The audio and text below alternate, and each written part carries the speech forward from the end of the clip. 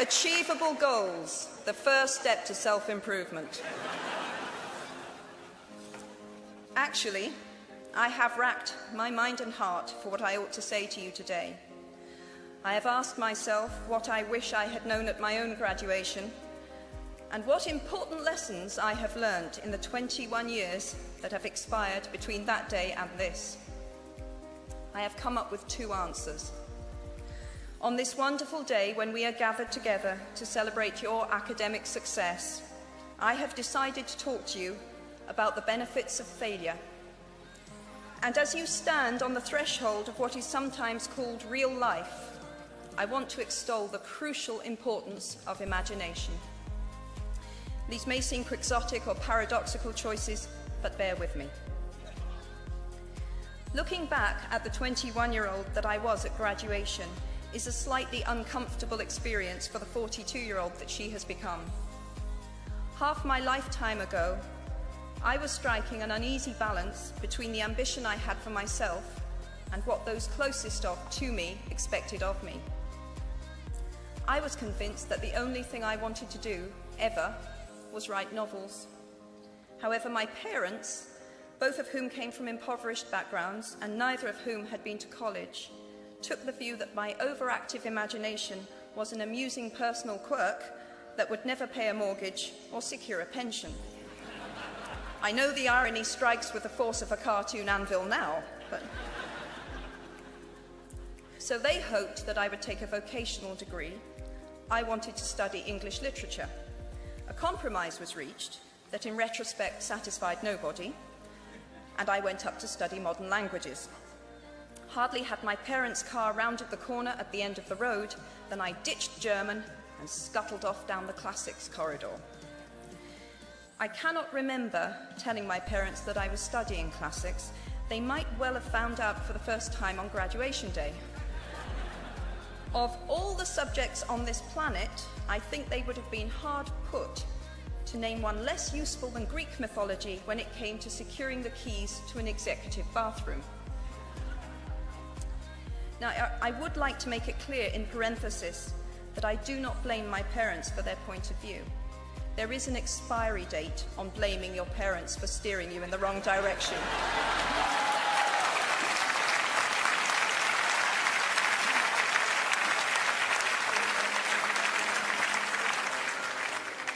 The moment you are old enough to take the wheel, responsibility lies with you. What is more, I cannot criticize my parents for hoping that I would never experience poverty. They had been poor themselves, and I have since been poor, and I quite agree with them that it is not an ennobling experience. Poverty entails fear and stress, and sometimes depression. It means 1,000 petty humiliations and hardships. Climbing out of poverty by your own efforts, that is something on which to pride yourself, but poverty itself is romanticized only by fools. What I feared most for myself at your age was not poverty, but failure. At your age, in spite of a distinct lack of motivation at university, where I had spent far too long in the coffee bar writing stories and far too little time at lectures, I had a knack for passing examinations, and that, for years, had been the measure of success in my life and that of my peers. Now, I am not dull enough to suppose that because you are young, gifted, and well-educated, you have never known heartbreak, hardship, or heartache. Talent and intelligence never yet inoculated anyone against the caprice of the fates, and I do not for a moment suppose that everyone here has enjoyed an existence of unruffled privilege and contentment. However, the fact that you are graduating from Harvard suggests that you are not very well acquainted with failure. You might be driven by a fear of failure quite as much as a desire for success. Indeed, your conception of failure might not be too far removed from the average person's idea of success. So high have you already flown. Ultimately, we all have to decide for ourselves what constitutes failure. but the world is quite eager to give you a set of criteria if you let it. So I think it fair to say that by any conventional measure, a mere 7 years after my graduation day, I had failed on an epic scale. An exceptionally short-lived marriage had imploded, and I was jobless, a lone parent, and as poor as it is possible to be in modern Britain without being homeless. The fears that my parents had had for me and that I had had for myself had both come to pass, and by every usual standard, I was the biggest failure I knew. Now, I'm not going to stand here and tell you that failure is fun. That period of my life was a dark one, and I had no idea that there was going to be what the press has since represented as a kind of fairy tale resolution. I had no idea then how far the tunnel extended, and for a long time, any light at the end of it was a hope rather than a reality. So why do I talk about the benefits of failure? Simply because failure meant a stripping away of the inessential. I stopped pretending to myself that I was anything other than what I was, and began to direct all my energy into finishing the only work that mattered to me. Had I really succeeded at anything else, I might never have found the determination to succeed in the one arena where I believed I truly belonged. I was set free because my greatest fear had been realized, and I was still alive, and I still had a daughter whom I adored, and I had an old typewriter and a big idea. And so rock bottom became the solid foundation on which I rebuilt my life. You might never fail on the scale I did, but some failure in life is inevitable. It is impossible to live without failing at something, unless you live so cautiously that you might as well not have lived at all, in which case you fail by default. Failure gave me an inner security that I had never attained by passing examinations. Failure taught me things about myself that I could have learned no other way. I discovered that I had a strong will and more discipline than I had suspected. I also found out that I had friends whose value was truly above the price of rubies. The knowledge that you have emerged wiser and stronger from setbacks means that you are, ever after, secure in your ability to survive. You will never truly know yourself or the strength of your relationships until both have been tested by adversity. Such knowledge is a true gift for all that it is painfully won, and it has been worth more than any qualification I ever earned. So given a time turner, I would tell my 21-year-old self that personal happiness lies in knowing that life is not a checklist of acquisition or achievement. Your qualifications, your CV, are not your life, though you will meet many people of my age and older who confuse the two. Life is difficult and complicated and beyond anyone's total control, and the humility to know that will enable you to survive its vicissitudes. Now, you might think that I chose my second theme, the importance of imagination, because of the part it played in rebuilding my life, but that is not wholly so. Though I personally will defend the value of bedtime stories to my last gasp, I have learnt to value imagination in a much broader sense. Imagination is not only the uniquely human capacity to envision that which is not, and therefore the fount of all invention and innovation. In its arguably most transformative and revelatory capacity, it is the power that enables us to empathise with humans whose experiences we have never shared. One of the greatest formative experiences of my life preceded Harry Potter, though it informed much of what I subsequently wrote in those books. This revelation came in the form of one of my earliest day jobs. Though I was sloping off to write stories during my lunch hours, I paid the rent in my early 20s by working at the African Research Department of Amnesty International's headquarters in London. There in my little office, I read hastily scribbled letters smuggled out of totalitarian regimes, by men and women who were risking imprisonment to inform the outside world of what was happening to them. I saw photographs of those who had disappeared without trace, sent to Amnesty by their desperate families and friends. I read the testimony of torture victims and saw pictures of their injuries.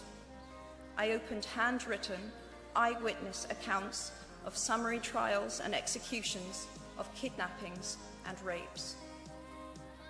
Many of my co-workers were ex-political prisoners, people who had been displaced from their homes or fled into exile because they had the temerity to speak against their governments. Visitors to our offices included those who had come to give information or to try and find out what had happened to those they had left behind. I shall never forget the African torture victim, a young man no older than I was at the time, who had become mentally ill after all he had endured in his homeland. He trembled uncontrollably as he spoke into a video camera about the brutality inflicted upon him. He was a foot taller than I was and seemed as fragile as a child. I was given the job of escorting him back to the underground station afterwards, and this man, whose life had been shattered by cruelty, took my hand with exquisite courtesy and wished me future happiness.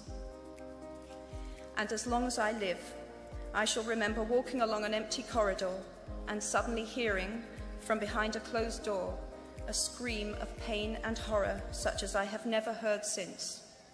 The door opened, and the researcher poked out her head and told me to run and make a hot drink for the young man sitting with her. She had just had to give him the news that in retaliation for his outspokenness against his country's regime, his mother had been seized and executed. Every day of my working week in my early 20s, I was reminded how incredibly fortunate I was to live in a country with a democratically elected government, where legal representation and a public trial were the rights of everyone. Every day, I saw more evidence about the evils humankind will inflict on their fellow humans to gain or maintain power. I began to have nightmares, literal nightmares, about some of the things I saw, heard, and read. And yet, I also learned more about human goodness at Amnesty International than I had ever known before. Amnesty mobilizes thousands of people who have never been tortured or imprisoned for their beliefs to act on behalf of those who have. The power of human empathy leading to collective action saves lives and frees prisoners. Ordinary people whose personal well-being and security are assured join together in huge numbers to save people they do not know and will never meet. My small participation in that process was one of the most humbling and inspiring experiences of my life. Unlike any other creature on this planet, human beings can learn and understand without having experienced. They can think themselves into other people's places. Of course, this is a power, like my brand of fictional magic, that is morally neutral. One might use such an ability to manipulate or control just as much as to understand or sympathize. And many prefer not to exercise their imaginations at all. They choose to remain comfortably within the bounds of their own experience, never troubling to wonder how it would feel to have been born other than they are. They can refuse to hear screams or peer inside cages. They can close their minds and hearts to any suffering that does not touch them personally. They can refuse to know.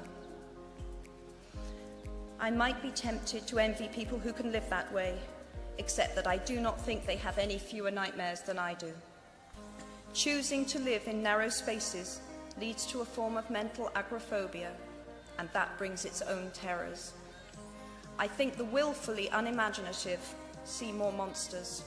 They are often more afraid. What is more, those who choose not to empathize enable real monsters, for without ever committing an act of outright evil ourselves, we collude with it through our own apathy.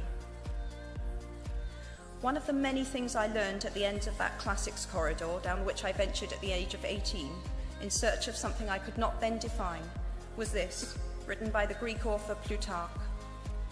What we achieve inwardly will change outer reality. That is an astonishing statement, and yet proven 1,000 times every day of our lives. It expresses in part our inescapable connection with the outside world, the fact that we touch other people's lives simply by existing. But how much more are you, Harvard graduates of 2008, likely to touch other people's lives? Your intelligence, your capacity for hard work, the education you have earned and received give you unique status and unique responsibilities. Even your nationality sets you apart. The great majority of you belong to the world's only remaining superpower. The way you vote, the way you live, the way you protest, the pressure you bring to bear on your government has an impact way beyond your borders. That is your privilege and your burden. If you choose to use your status and influence to raise your voice on behalf of those who have no voice, if you choose to identify not only with the powerful but with the powerless, if you retain the ability to imagine yourself into the lives of those who do not have your advantages, then it will not only be your proud families who celebrate your existence, but thousands and millions of people whose reality you have helped change. We do not need magic to transform our world. We carry all the power we need inside ourselves already. We have the power to imagine better. I am nearly finished. I have one last hope for you, which is something that I already had at 21. The friends with whom I sat on graduation day have been my friends for life. They are my children's godparents, the people to whom I've been able to turn in times of real trouble, people who have been kind enough not to sue me when I took their names for Death Eaters.